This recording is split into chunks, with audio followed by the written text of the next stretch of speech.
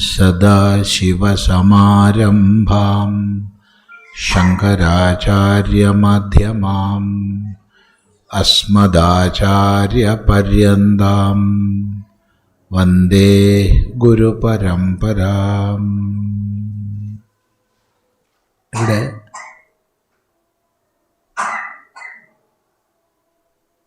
അദ്വൈതാശ്രമത്തിൻ്റെ ഭാഗമായിട്ട് ഈ ഒരു സ്ഥാപനവും നിലവിൽ വന്നു. അതിൻ്റെ ഉദ്ഘാടനത്തിന് ശേഷം ആദ്യത്തെ ഒരു സത്സംഗം എന്ന രീതിയിൽ ഇന്ന് രാവിലെ 10 മണി തൊട്ടുണ്ടായി. അതിൽ സംബന്ധിച്ച ചിലരൊക്കെ ഇതിലും ഉണ്ട്. കൂടുതൽ പേരും പുതുതായിട്ട് വന്നവരാണ്. രാവിലെ മറ്റ് വിഷയങ്ങളിലേക്കൊന്നും പ്രവേശിച്ചിട്ടില്ല. ഇത്തരം ഒത്തുചേർച്ചകളുടെ ആവശ്യം എന്താണെന്ന് മാത്രമേ പറഞ്ഞിട്ടുള്ളൂ. അതും ധാർമ്മികമായ ദൃഷ്ടിയിൽ, തീർത്തും ധാർമ്മികമായ ദൃഷ്ടിയിൽ. നമ്മൾ ഇന്ന് വർത്തമാനകാല ലോകത്തെ നോക്കിക്കഴിഞ്ഞാൽ വ്യക്തമായി 2 ചിത്രങ്ങൾ നമുക്ക് കാണാനുണ്ട്. ഒന്ന്, വളരെ പ്രതീക്ഷാനിർഭരമായ മനസ്സോടുകൂടി ലോകം മുഴുവൻ ഭാരതത്തിലേക്ക് ഉറ്റുനോക്കുന്നൊരു കാഴ്ച. ലോകം മുഴുവൻ എന്ന് പറയുമ്പോൾ ലോകത്തിലെ അഭിജ്ഞ സമൂഹം എന്ന് പറയുന്നതാണ് കൂടുതൽ ശരി. വിദ്യാഭ്യാസപരമായി ഉയർന്ന, കൂടുതൽ ചിന്താശേഷിയുള്ള, അന്വേഷണ ഭാവമുള്ള ലോകം അക്ഷരാർത്ഥത്തിൽ പ്രതീക്ഷാനിർഭരമായ മനസ്സോടുകൂടി ഭാരതത്തിലേക്ക് ഉറ്റുനോക്കുന്ന കാഴ്ച നമുക്ക് മൊത്തം എവിടെ ചെന്നാലും കാണാൻ സാധിക്കുന്നുണ്ട്. അത്ഭുതകരമാണ്.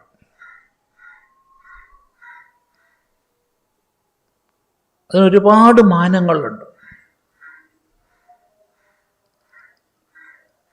നമ്മൾ നേരിട്ട് പോയിട്ടാണെങ്കിലും അല്ലാതെയും ഇന്ന് ലഭ്യമായിട്ടുള്ള നവീന സാങ്കേതിക വിദ്യയെ ഉപയോഗിച്ചുകൊണ്ടും ഒക്കെ പരിശോധിച്ചാൽ നമുക്ക് കാണാൻ സാധിക്കും, ലോകത്തിൽ മിക്കവാറും വലിയ വലിയ നഗരങ്ങളിൽ ഒരു 10-40 വർഷങ്ങൾക്ക് മുൻപ് ഏറ്റവും പ്രധാന അട്രാക്ഷനായിട്ട് എന്തൊക്കെയാണോ പറഞ്ഞിരുന്നത്, ഇന്ന് എന്തൊക്കെയാണ് പറയുന്നത്? അധികവും യോഗ കേന്ദ്രങ്ങൾ, ധ്യാന കേന്ദ്രങ്ങൾ, യോഗ റിട്രീറ്റുകൾ, അതുപോലെ വേദാന്ത പഠന കേന്ദ്രങ്ങൾ, ഇതിൻ്റെയൊക്കെ വിവരങ്ങൾ വെളിപ്പെടുത്തിക്കൊണ്ട് ഉള്ള ബ്രോഷേഴ്സാണ് നമ്മൾ ഏറെയും കാണുക. സംശയമുള്ളവർ പരിശോധിക്കുക. വളരെ വർദ്ധിച്ച രീതിയിൽ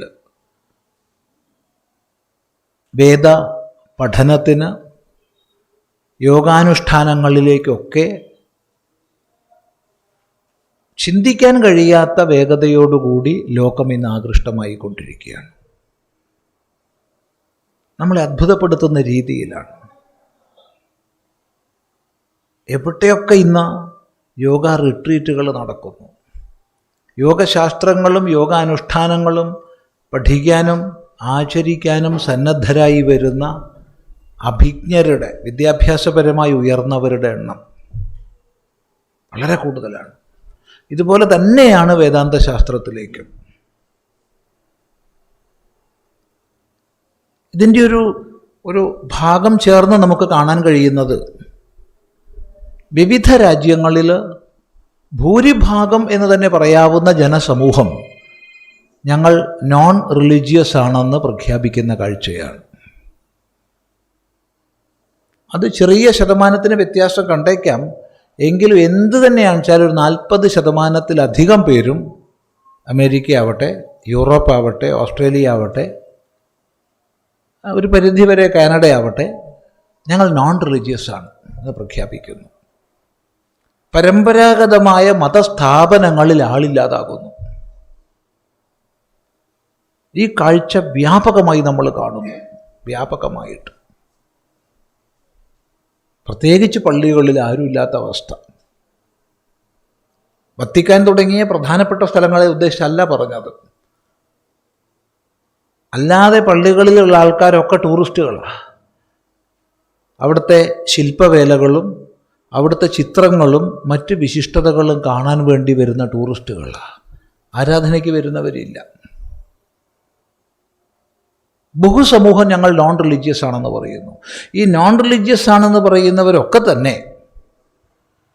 ആധ്യാത്മിക ചിന്തയിലേക്ക് ആകൃഷ്ടരാകുന്നവരാ. ഈ ഒരു കാഴ്ച നമ്മൾ ലോകം മുഴുവൻ കാണുന്നു. ഇത് സൂക്ഷ്മമായി പരിശോധിക്കുമ്പോൾ ഉപരിപ്ലവമല്ല എന്ന് നമുക്ക് മനസ്സിലാവും. കേവലം ഉപരിപ്ലവമായൊരു മാറ്റമല്ല, മറിച്ച് ശരിയായ അന്വേഷണത്തിൽ നിന്നുണ്ടാവുന്ന ഒരു മാറ്റമാണ്.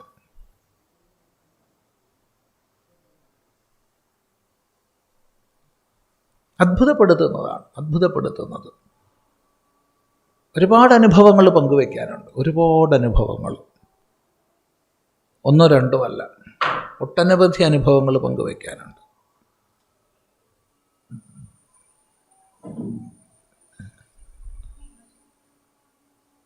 കാരണം, ഏറ്റവും അടിസ്ഥാനമായ കാരണം എന്താണ് എന്ന് നമ്മൾ അന്വേഷിക്കുമ്പോഴാണ് മനുഷ്യൻ്റെ വ്യക്തിത്വത്തിന് നമുക്കറിയാം പല മാനങ്ങളുണ്ട്. അവന് വൈകാരിക തലങ്ങളുണ്ട്, അവന് സ്നേഹത്തിൻ്റെ, കരുതലിൻ്റെ, വികാരങ്ങളുടെ, സാമൂഹിക ജീവിതത്തിൻ്റെ ഒക്കെ തലങ്ങളുണ്ട്. പക്ഷേ അതിനൊക്കെ ഉപരിയായിട്ട് അടിസ്ഥാനപരമായി മനുഷ്യൻ യുക്തിബോധമുള്ളവനാണ്. അത് നമുക്ക് ആർക്കും നിഷേധിക്കാൻ പറ്റില്ല. എന്ത് വൈകാരിക തലം മനുഷ്യനുണ്ടെങ്കിലും അടിസ്ഥാനപരമായി യുക്തിബോധം മനുഷ്യനുണ്ട്. എന്തിനേയും അവൻ യുക്തിപൂർവ്വം അന്വേഷിക്കും, വിശകലനം ചെയ്യും. എന്തുകൊണ്ട് ഈ ചോദ്യം ഉന്നയിക്കും. അത് മനുഷ്യൻ്റെ ഒരു അടിസ്ഥാന സ്വഭാവമാണ്. അല്ലേ? നമ്മളൊക്കെ കൊച്ചു കുട്ടിയാവുമ്പോൾ എന്തൊക്കെ ചോദ്യങ്ങൾ ചോദിച്ച് അമ്മയെ കുഴക്കിയിട്ടുണ്ടാവും. എങ്ങനെയാണ് കാറ്റ് വീശണത്, വെള്ളം ഒഴുകണത്, സൂര്യൻ ഉദിക്കണത്, പക്ഷി എങ്ങനെയാണ് പറക്കണത്, അഗ്നി എങ്ങനെയാണ് ജ്വലിക്കണത്, എന്തിനെക്കുറിച്ച് നമുക്ക് സംശയമാണ്. കാരണം നമ്മൾ എന്തിനേയും ചോദ്യം ചെയ്യും. ഈ യുക്തിപൂർവമായി ചോദ്യങ്ങൾ ഉന്നയിക്കുന്ന മനുഷ്യ മനസ്സിന് സമാധാനം ലഭിച്ചേ മതിയാവും. അവിടെ കേവലം വിശ്വാസം പറഞ്ഞ് നീ വിശ്വസിക്കൂ, വിശ്വാസമാണെല്ലാം എന്ന് പറഞ്ഞ് ദീർഘകാലം മുന്നോട്ട് കൊണ്ടുപോകാൻ സാധ്യമല്ല. കാരണം അവൻ്റെ ചോദ്യങ്ങൾക്ക് മറുപടി ലഭിച്ചേ മതിയാവും. ഇവിടെയാണ് കേവലം വിശ്വാസത്തിൽ അധിഷ്ഠിതങ്ങളായ മതങ്ങളും സനാതനധർമ്മ വ്യവസ്ഥയും തമ്മിലുള്ള പ്രധാനപ്പെട്ട വ്യത്യാസം. സനാതന ധർമ്മശാസ്ത്രങ്ങളെല്ലാം ചോദ്യം ചെയ്യാൻ പ്രേരിപ്പിക്കുന്നു. എല്ലാം. നമ്മുടെ ശാസ്ത്രങ്ങളിലേക്കൊന്ന് നോക്കൂ. സമസ്ത വേദസാരമായിട്ടാണ് നമ്മൾ ഗീതയെ മാനിക്കുന്നത്. ഭഗവാൻ ഭാഷ്യകാരൻ്റെ, ശങ്കരാചാര്യസ്വാമികളുടെ ഭാഷ അതേപടി ആവർത്തിച്ചാൽ സമസ്ത വേദാർത്ഥ സാര സംഗ്രഹഭൂതമാണ് ഗീതാശാസ്ത്രം. സമസ്ത വേദാർത്ഥ സാര സംഗ്രഹഭൂതമാണ് ഗീതാശാസ്ത്രം. എങ്ങനെയുള്ളതാ ഗീത? ചോദ്യോത്തരമാണ്. ഒരാൾ ചോദിക്കുന്നു, വേറൊരാൾ മറുപടി പറയുന്നു. ആ പറഞ്ഞതിനെ സംബന്ധിച്ച് യുക്തിപൂർവ്വം ചിന്തിക്കുമുണ്ടാകുന്ന പ്രശ്നം വീണ്ടും ഉന്നയിക്കുന്നു, മറുപടി പറയുന്നു. ഒരു വേള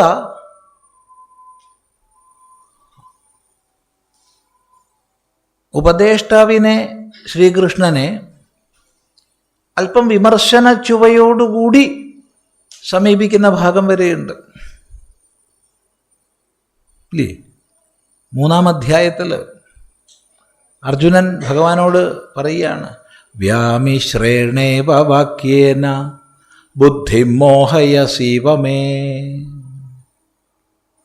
കൂട്ടിക്കലർത്തിയെന്ന പോലെയുള്ള വാക്യങ്ങളെ കൊണ്ട്, കൂട്ടിക്കലർത്തിയെന്ന് പറയുന്നില്ല, പോലെ, ഇവ കൂട്ടിക്കലർത്തിയ പോലെയുള്ള വാക്യങ്ങളെ കൊണ്ട് എൻ്റെ ബുദ്ധിയെ ഭ്രമിപ്പിക്കുന്നത് പോലെ എനിക്ക് തോന്നുന്നു എന്നാ. എൻ്റെ ബുദ്ധിയെ ഭ്രമിപ്പിക്കുന്നു എന്ന് ഗുരുനാഥനോട് പറയാൻ വയ്യല്ലോ. അപ്പോൾ ഒരു ശിഷ്യന് പറയാൻ കഴിയുന്ന പരമാവധിയായത്. വേറെ വലിയ അഹങ്കാരമുള്ള ഗുരുവാണ് ചപ്പോടമെന്ന് പറയും, എനിക്കിതിനെ പഠിപ്പിക്കാനാവില്ല, അപ്പം ഞാൻ കൂട്ടിക്കലർത്തിയാ പറയുന്നല്ലേ, ഞാൻ നിൻ്റെ ബുദ്ധിയെ മോഹിപ്പിക്കുകയല്ലേ, നീ പോയിക്കോ, വേറെ ആരെടുത്തെങ്കിലും പോയി പഠിച്ചോ എന്ന് പറയും. പക്ഷെ ഭഗവാൻ അവിടെ അർജുനനെ അനുമോദിക്കുകയാണ്. ഹേ അനഘ, ഹേ മുടുക്ക, പാപരഹിത എന്ന് പറഞ്ഞ് പ്രോത്സാഹിപ്പിക്കുകയാണ്. മുഴുവൻ ചോദ്യോത്തരങ്ങളാണ്, മുഴുവൻ. ഇനി ഗീതയുടെ മൂലം തേടി നമ്മൾ ഉപനിഷത്തുക്കളിൽ പോയാൽ അവിടെ മുഴുവൻ ചോദ്യോത്തരങ്ങളാണ്. അവയുടെ വിസ്തരണമായ ഇതിഹാസങ്ങളിലേക്ക്, പുരാണങ്ങളിലേക്ക് പോയാൽ മുഴുവൻ ചോദ്യോത്തരങ്ങളാണ്, മുഴുവൻ. പല തലങ്ങളിലുള്ള ചോദ്യങ്ങൾ. ആരാണ് ചോദ്യങ്ങളെ അനുവദിക്കുന്നത്? ആർക്ക് യുക്തിപൂർവമായ സമീപനമുണ്ടോ അയാൾ മാത്രമേ ചോദ്യങ്ങളെ അനുവദിക്കൂ. യുക്തിയെ ഭയപ്പെടുന്നവർ ചോദ്യത്തെ അനുവദിക്കില്ല. ഞാൻ പറയുന്നത് വിശ്വസിച്ചാൽ മതി എന്ന് പറയും. ഇവിടെയാണ് വിശ്വാസത്തിൽ അധിഷ്ഠിതമായ, കേവലം വിശ്വാസത്തിൽ അധിഷ്ഠിതമായ മതവ്യവസ്ഥയും സനാതനധർമ്മവും തമ്മിലുള്ള വലിയ അന്തരം. ശ്രദ്ധിക്കുക, വലിയ അന്തരം. അതുകൊണ്ട് തന്നെ നേരത്തെ സൂചിപ്പിച്ചുവല്ലോ, ഞങ്ങൾ നോൺ റിലീജിയസ് ആണെന്ന് പ്രഖ്യാപിക്കുന്നു. എന്തുകൊണ്ടാ? അവർക്ക് ചോദ്യങ്ങൾക്ക് മറുപടി ലഭിക്കുന്നില്ല. വിശ്വസിക്കൂ, ചോദ്യം ചെയ്യുന്നത് പാപമാണ്.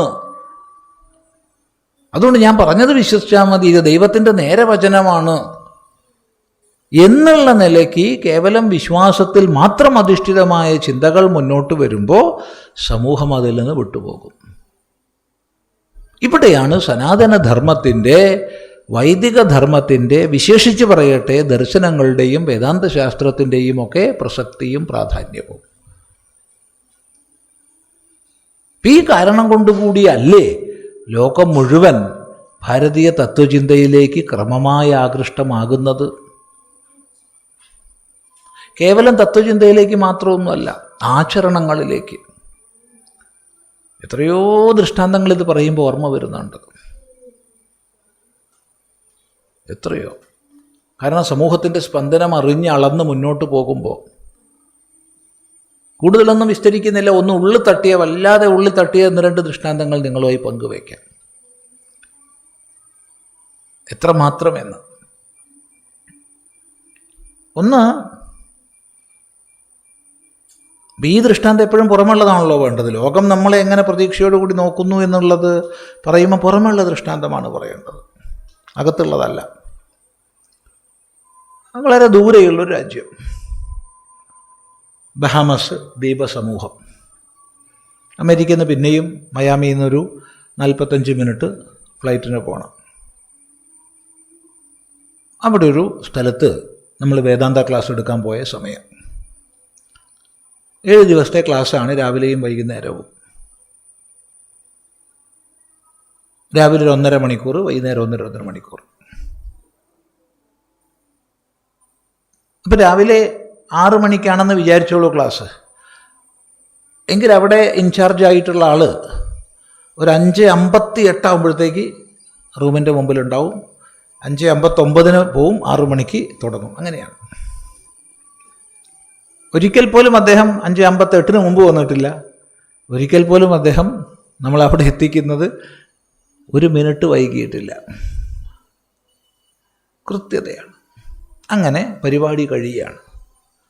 വളരെ ഭംഗിയായിട്ട് നൂറുകണക്കിന് ആൾക്കാർ പങ്കെടുത്ത പരിപാടിയാണ്. പരിപാടി കഴിഞ്ഞു. തിരിച്ചു മടങ്ങണം. അവിടുന്ന് അമേരിക്കയിലേക്കൊറ്റമായിട്ടാണ് മടങ്ങണത്. 11 മണിക്കാണ് അവിടുന്ന് കാറ് എയർപോർട്ടിലേക്ക്. ഇപ്പോൾ സ്വാഭാവികമായിട്ട് നോക്കിയാൽ കാണുന്ന അത്ര അകലത്താണ് കാറ് നിർത്തിയിട്ടുള്ളത്. ഞാൻ പ്രതീക്ഷിക്കുന്നത് 10:58 ആവുമ്പോൾ ഇയാൾ സാധാരണ പോലെ വരും എന്നാണ്. നോക്കുമ്പോൾ അയാൾ 5 മിനിറ്റ് നേരത്തെ വന്നു.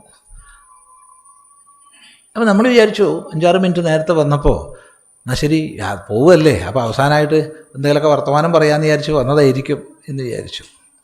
അല്ല സമയം ഇറങ്ങാം സമയമായിട്ടില്ലല്ലോ, അല്ല ഇറങ്ങാം, തിരക്കാക്കുകയാണ്. എന്തിനാ പോവാം. നോക്കിയപ്പോൾ എന്താ വെച്ചാൽ കാറിൻ്റെ 2 ഭാഗത്തുമായിട്ട് ഒരു 40-45 പേര് വീതം ഈ ഭാഗത്തും ആ ഭാഗത്തും 2 ഭാഗത്തും നിൽക്കുന്നുണ്ട്. അവർ മുഴുവൻ സ്വസ്തി സൂക്തങ്ങൾ ചൊല്ലുകയാണ് വേദത്തിൽ. ഒപ്പം ശാന്തി മന്ത്രങ്ങളും ചൊല്ലുന്നുണ്ട്. പ്രധാനപ്പെട്ട സ്വസ്തി സൂക്തം ചൊല്ലിയ ശേഷം 5 ശാന്തി മന്ത്രങ്ങളും ചൊല്ലിക്കഴിഞ്ഞിട്ടാണ് അവർ കാറ് കയറാൻ വിട്ടത്. അല്ലാതെ ഉള്ളു തട്ടിയൊരു സംഭവമാണ്. ഒരാൾ പോലും, ഇന്ത്യക്കാരൻ പോട്ടെ ഏഷ്യക്കാരൻ പോലും ഇല്ല, ഏഷ്യയിലുള്ള ആൾ പോലും ഇല്ല, മുഴുവൻ വൈറ്റ്സാണ്. ഇത് പറയുന്നത് കേവലം ഉപരിപ്ലവമായ എന്തെങ്കിലും ചിലത് പഠിക്കുകയും മനസ്സിലാക്കുക മാത്രമല്ല, ആഴത്തിൽ വേദപഠനം ചെയ്ത് അതിനെ ജീവിതത്തിൻ്റെ ഭാഗമാക്കുന്ന വലിയൊരു സമൂഹം ഇന്ന് ലോകം മുഴുവൻ വികസിച്ച് വരികയാണെന്നുള്ളതാണ്. നിങ്ങൾ ഇന്ന് തന്നെ ഒന്ന് പോയിട്ട് വേദ റീയൂണിയൻ എന്നൊന്ന് അടിച്ചു നോക്കൂ, നെറ്റിൽ പോയിട്ട്. 1000കണക്കിന് പേര് യൂറോപ്പിൽ ഒത്തുചേർന്ന് സുസ്പഷ്ടമായിട്ട് വേദമന്ത്രങ്ങളെ സസ്വരം ചൊല്ലുന്ന കാഴ്ച കാണാനും കേൾക്കാനും പറ്റും. അതെ,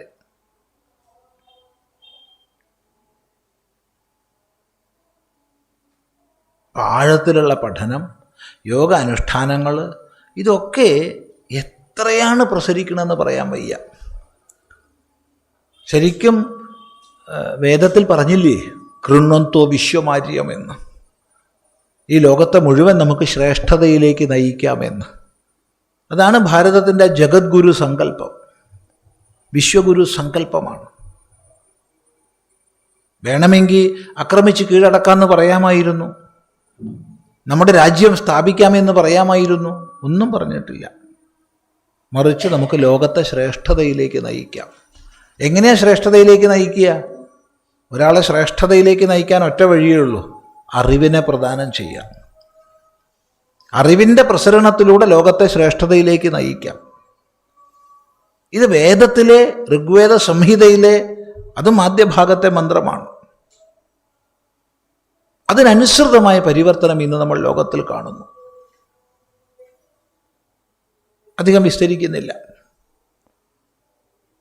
അതേ സമയത്ത് പ്രതീക്ഷാനിർഭരമായ മനസ്സോടുകൂടി ലോകം നമ്മിലേക്ക് ഉറ്റുനോക്കുമ്പോൾ നമ്മുടെ ആഭ്യന്തര സ്ഥിതി എന്താ?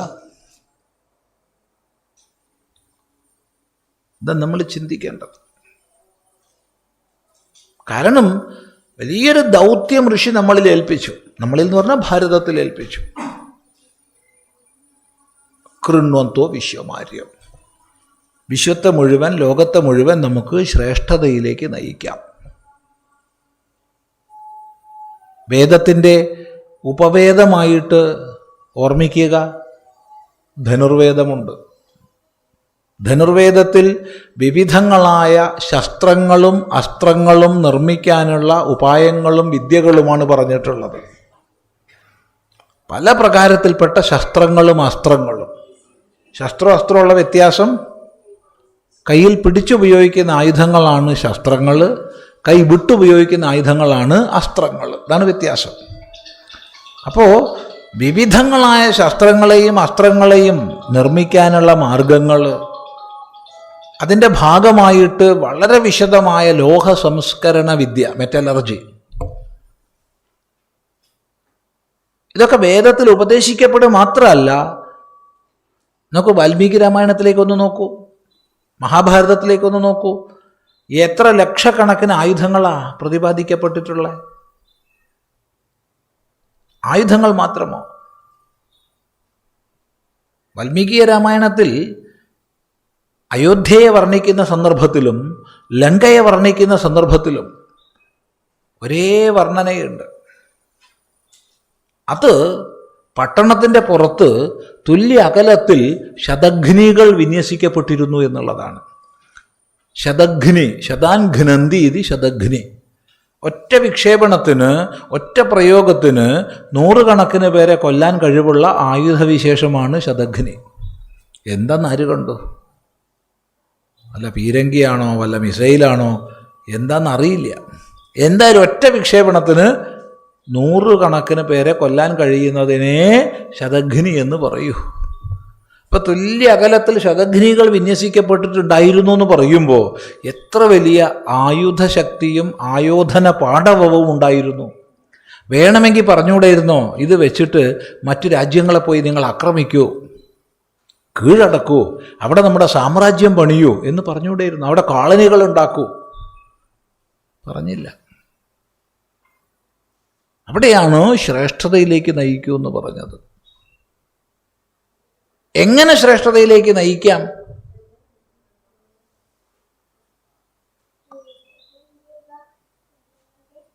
അവിടെ ഉപനിഷത്തിൽ എൻ്റെ അരികിലേക്ക് ലോകത്തിൻ്റെ നാനാഭാഗങ്ങളിൽ നിന്ന് വിദ്യാർത്ഥികൾ വന്നു ചേരട്ടെ എന്ന മന്ത്രം പഠിക്കാം.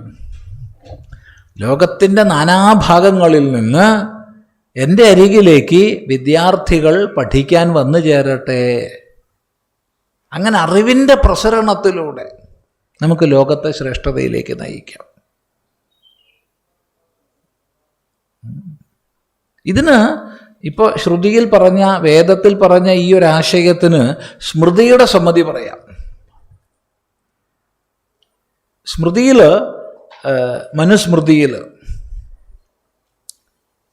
മനുസ്മൃതിയുടെ ആരംഭത്തിൽ തന്നെ ഈ ഭൂമിയിലെ വ്യത്യസ്ത ഭൂഖണ്ഡങ്ങളെ വർണ്ണിക്കുന്നുണ്ട്, വൻകരകളെ.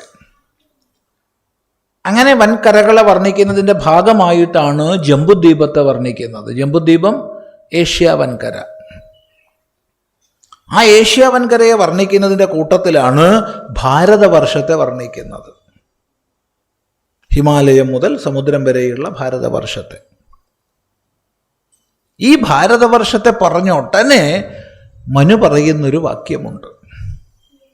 ഏതദ്ദേശപ്രസൂതസ്യ സകാശാദഗ്രജന്മനഃ സ്വം സ്വം ചരിത്രം ശിക്ഷേരൻ പൃഥിവ്യാം സർവമാനവാഃ. വളരെ ശ്രദ്ധിക്കേണ്ടതാണ് നമ്മൾ. ഏതദ്ദേശപ്രസൂതസ്യ അഗ്രജന്മനഃ സകാശാത്. ഈ ദേശത്തിൽ ജനിച്ച വിദ്വാന്റെ അരിക നിന്ന് സ്വം സ്വം ചരിത്രം ശിക്ഷേരൻ, സ്വന്തം സ്വന്തം ചരിത്രത്തെ പഠിക്കുമാറാകട്ടെ. ആര്? പൃഥിവ്യാം സർവമാനവാഹ, ഭൂമിയിലെല്ലാ മനുഷ്യരും. ഭാരതത്തിലെല്ലാ മനുഷ്യരും എന്നല്ല, ജംബുദ്വീപത്തിലെല്ലാ മനുഷ്യരും എന്നല്ല, ഭാരതത്തിലെല്ലാ മനുഷ്യരും. അപ്പം ഭാരതത്തിലെല്ലാ മനുഷ്യരും അവരവരുടെ ചരിത്രത്തെ ഭാരതത്തിൽ ജനിച്ച വിദ്വാന്റെ അരികെ നിന്ന് പഠിക്കുമാറാകട്ടെ എന്ന് പറയണമെങ്കിൽ ജഗദ്ഗുരു പദവിയാണ് ഭാരതത്തിൻ്റെ. ഇവിടെയാണ് നമ്മൾ ഇതുമായിട്ടൊരു ബന്ധമില്ലാത്തൊരു വാക്ക് പറയേണ്ടി വരുന്നത്. നമ്മൾ മെക്കാളയെയും മാക്സ് മുള്ളറെയും ഒക്കെ നമസ്കരിക്കണം. കാരണം ഇതിനെ മുഴുവൻ വിസ്മൃതിയിലേക്ക് നയിച്ചു എന്ന് മാത്രമല്ല, വിവേകാനന്ദ സ്വാമികൾ പറയുന്ന പോലെ നിൻ്റെ അച്ഛൻ വിഡ്ഢിയായിരുന്നു, നിൻ്റെ മുത്തച്ഛൻ പടുവിഡ്ഢിയായിരുന്നു, മുതുമുത്തച്ഛനോ ഭ്രാന്തനായിരുന്നു എന്ന് പറഞ്ഞ് പഠിപ്പിച്ചപ്പോൾ നമ്മളത് ഏറ്റുചൊല്ലാൻ തയ്യാറായി. അതെ, നമ്മുടെ ഈ വൈജ്ഞാനിക പാരമ്പര്യവും അതിൻ്റെ മഹിമയും നമ്മൾ വിസ്മരിച്ചു. ചിന്തിക്കുക. വൈജ്ഞാനിക മഹിമ നമ്മൾ വിസ്മരിച്ചു. ഇതാണ് സംഭവിച്ചത്. അങ്ങനെ സ്വത്വത്തിൻ്റെ മഹിമ അറിയാത്തവരായി നമ്മൾ തീർന്നു. ഇവിടെ എന്തുകൊണ്ട് മെക്കാളയെയും മാക്സ് മുള്ളറെയും എന്ന് പറഞ്ഞു എന്ന് ചോദിച്ചാൽ, ഒരിക്കലും അവർ ഒന്നിച്ചൊരു ടേബിളിൻ്റെ രണ്ട് ഭാഗത്തിരുന്ന് പരസ്പരം ചർച്ച ചെയ്യാത്തവരാണ്. 2 പ്രാവശ്യം മെക്കാളയെ കാണണമെന്ന ആഗ്രഹത്തോടു കൂടി മാക്സ് മുള്ളർ പോയിരുന്നു. പക്ഷെ അദ്ദേഹത്തിന് സന്ദർശനാനുമതി ലഭിച്ചിട്ടില്ല. അപ്പോൾ ഒരിക്കൽ പോലും സ്നേഹപൂർവ്വം ഒന്നിച്ച് സംസാരിക്കാത്ത അവർ ഒത്തുചേർന്നു. എപ്പോഴാണ് ഒത്തുചേർന്നേ? അവർ പുറത്തേക്ക് വിട്ട വിചാരധാരകൾ ഒത്തുചേർന്നു. ഒരാൾ വേദത്തെ തെറ്റായി വ്യാഖ്യാനിച്ചു, മറ്റേയാൾ ഇവിടെ ഉണ്ടായിരുന്ന വിദ്യാഭ്യാസ പദ്ധതിയുടെ മുഴുവൻ വിനാശം ചെയ്ത് പുതിയൊരു പദ്ധതി ആവിഷ്കരിക്കുന്നതിൽ വിജയിച്ചു. ലോ കമ്മീഷൻ മെമ്പറായിട്ട് വന്നിട്ട് എഡ്യൂക്കേഷൻ കമ്മീഷനിലേക്ക് മാറ്റപ്പെട്ട്, ഈ പറഞ്ഞതുകൊണ്ട് ചിദാനന്ദപുരി സ്വാമിക്ക് ഇംഗ്ലീഷ് ഇഷ്ടമല്ല എന്നോ ഇംഗ്ലീഷിനെ ബഹുമാനിക്കുന്നില്ല എന്നൊന്നും ആരും പറഞ്ഞേക്കരുത്. ഇംഗ്ലീഷ് വളരെ ഇഷ്ടമുള്ള ഭാഷയാണ്. ഇംഗ്ലീഷിനെ വളരെ ബഹുമാനിക്കുന്നുമുണ്ട്. പക്ഷേ ആ ഭാഷ നടപ്പിലാക്കിയതിൻ്റെ ഉദ്ദേശ്യം, അവിടെയാണ് വിരോധം. അത് കേവലം ഇവിടെ മാത്രമല്ല, എല്ലാ കോളനികളിലും. ആകാരത്തിൽ അതത് കോളനിയിൽപ്പെട്ടവരും ആശയത്തിൽ അതിന് ഭിന്നമായി സ്വന്തം എന്താ പറയേണ്ടത്, സംസ്കാരത്തെ ഇകഴ്ത്തുന്നവരുമായ ഒരു വിഭാഗത്തെ സൃഷ്ടിക്കാൻ ഉതകുന്ന പദ്ധതി. അത് വിജയിച്ചപ്പോഴത്തേക്ക് നമ്മളെ പാരമ്പര്യത്തെക്കുറിച്ചോ നമ്മുടെ ജഗദ്ഗുരു പദവിയെക്കുറിച്ചോ നമ്മുടെ മഹിമയെക്കുറിച്ചോ ഒന്നും അറിയാത്തവരായി. ഇപ്പോഴാണ് നേരത്തെ പറഞ്ഞ ലോകം ഇങ്ങോട്ട് പ്രതീക്ഷയോടുകൂടി ഉറ്റുനോക്കുമ്പോൾ നമുക്ക് നമ്മെക്കുറിച്ച് തന്നെ അറിയാത്ത ഒരവസ്ഥാവിശേഷം. ശരിയാണ്, മാറ്റങ്ങൾ വരുന്നുണ്ട്. ക്രമികമായി എത്രയോ മഹാന്മാരുടെ പരിശ്രമ ഫലമായി മാറ്റങ്ങൾ വരുന്നുണ്ട്. പക്ഷേ മതിയാകുന്നില്ല. അപ്പം എന്താ പരിഹാരം? പരമാവധി നമ്മുടേതായ ശാസ്ത്രങ്ങളെ അധ്യയനം ചെയ്യുന്ന ഒരവസ്ഥാവിശേഷം, അതിനെക്കുറിച്ച് ചർച്ച ചെയ്യുന്ന അവസ്ഥാവിശേഷം, വൈജ്ഞാനിക സമ്പത്തിൻ്റെ മഹിമയെ സ്വയം പരിചയപ്പെടുന്ന അവസ്ഥാവിശേഷം, അതുണ്ടായേ മതിയാവൂ. വ്യത്യസ്ത മേഖലകളിൽ ഉള്ള ഭാരതീയ ശാസ്ത്രങ്ങളെ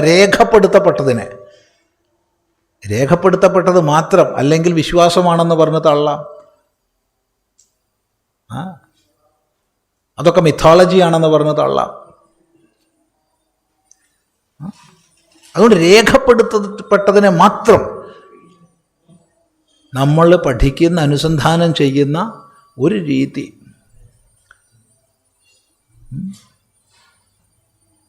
അത്തരം എല്ലാ ശാസ്ത്രങ്ങളെ ഇവിടെ പഠിക്കാനൊന്നും പറയുന്നില്ല. ഇത്തരം ഒത്തുചേരൽ അത് സാധ്യവുമല്ല. മറിച്ച് അമ്മ കൊച്ചുകുട്ടിക്ക്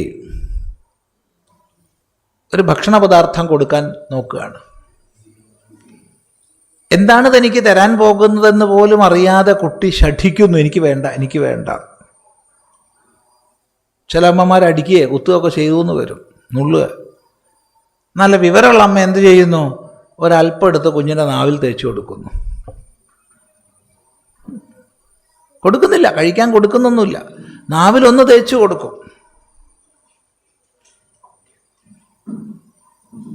കുഞ്ഞ് അത് ഇഷ്ടപ്പെട്ടാൽ തേടും, എവിടെയെങ്കിലും അടച്ചു വെച്ചേക്കും, കുട്ടിക്ക് എത്തുന്ന സ്ഥലത്ത്. അവിടെ കുട്ടി അത് കണ്ടുപിടിച്ചോളും ഇഷ്ടമായി കഴിഞ്ഞാൽ. ഇല്ലെങ്കിൽ അമ്മയോട് ചോദിക്കാം. ഇതുപോലെ തീർത്തും ശാസ്ത്രവുമായി സംബന്ധമില്ലാത്ത ഒരു സമൂഹമായി തീർന്നു പോയി നമ്മളെന്ന് പറയുമ്പോൾ ഈ ഇരിക്കുന്നവരെ കുറിച്ചല്ല പറയുന്നത്, നമ്മുടെ സമാജം. അവിടെ ഇന്നിനി അനിവാര്യമായിട്ടുള്ളത് അതിലേക്ക് പ്രവേശം നേടണം എന്നുള്ളതാണ്. അപ്പോൾ ശാസ്ത്ര വിഷയങ്ങളെക്കുറിച്ച് പരിചിന്തനം ചെയ്യുക, മൊത്തം യുക്തിപൂർവങ്ങളായുള്ള വിചാരങ്ങൾ ചെയ്യുക, കാരണം നമ്മളെല്ലാം സമൂഹത്തിൽ ജീവിക്കുന്നവരാണ്. സനാതനധർമ്മശാസ്ത്രങ്ങളെ സംബന്ധിച്ചും ആചരണങ്ങളെ സംബന്ധിച്ചും നമ്മുടെ സങ്കല്പങ്ങളെ സംബന്ധിച്ചും ഒക്കെ വളരെ വികലമായി പലതും കേൾക്കുന്നവരാണ്. പലപ്പോഴും കേൾക്കുന്നതിന് നമുക്ക് തന്നെ ഉത്തരം പറയാൻ കഴിഞ്ഞെന്ന് വരില്ല. പക്ഷേ കൂടിയിരിക്കുമ്പോൾ അത്തരം വിഷയങ്ങളെ ഉന്നയിച്ച് അത്തരം ചർച്ചകൾ ചെയ്ത് നമുക്ക് മുന്നോട്ട് പോകാൻ സാധിക്കണം. ഇന്ന് വളരെ സന്തോഷകരമായിട്ട് നമ്മുടെ പ്രദേശത്തുള്ള എല്ലാ ക്ഷേത്രങ്ങളും തന്നെ, ഏറെക്കുറെ എല്ലാ ക്ഷേത്രങ്ങളും ജീർണിച്ച അവസ്ഥയിൽ നിന്ന് പുനരുദ്ധരിക്കപ്പെട്ടിട്ടുണ്ട്. മിക്കവാറും വളരെ കുറച്ചേ ഉള്ളൂ ഇനി പുനരുദ്ധാരണ പ്രക്രിയ നടക്കുന്നവ. പിന്നെ തീർത്തും തിരിച്ചറിയപ്പെടാതെ കിടക്കുന്നതൊക്കെ ഒരുപാടുണ്ട്, അതൊക്കെ പൊങ്ങി വരുന്നുണ്ട്. എങ്കിലും പ്രധാനപ്പെട്ട് ഇടക്കാലത്ത് ജീർണിച്ച് കിടന്നതൊക്കെ തന്നെ പുനരുദ്ധരിക്കപ്പെട്ടു. ശരിക്കും പറഞ്ഞാൽ ഒരു 1960-കൾക്ക് ശേഷം, അതിൽ തന്നെ വ്യക്തമായി പറയുകയാണെങ്കിൽ 1963 മുതൽക്ക് ഇങ്ങോട്ട് ആണ് നമ്മുടെ കേരളത്തിലെ ജീർണിച്ച ക്ഷേത്രങ്ങളുടെ പുനരുദ്ധാരണ പ്രക്രിയ ത്വരിതമായത്.